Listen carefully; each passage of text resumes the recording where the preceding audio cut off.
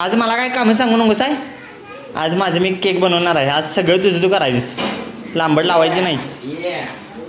ला ला ला ला ला ला ला ला ला. दाद्या काय मला चालू केलंयस काय? दाद्या का नाही त्याच्या कामात लागलेलं, मी माझ्या कामात लागलेलो. मला हे 5 केक बनवून ह्या नीरज बेकरीत द्यायचं होतं आणि हे 4 केक बनवलेलं आणि मस्तपैकी डोरेमॉन बनवलेला दुकानात मस्तपैकी ठेवलं आणि मम्मीला म्हटलं चल जाऊन येऊ काय.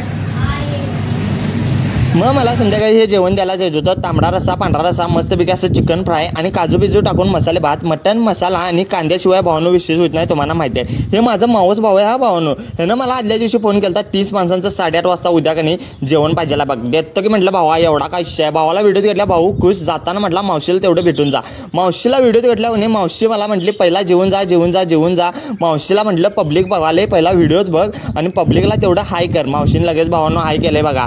मग सगळ्यांबरोबर का नाही असा मस्तपैकी फोटो काढला आणि बारकं का नाही मला सोडतच नाही.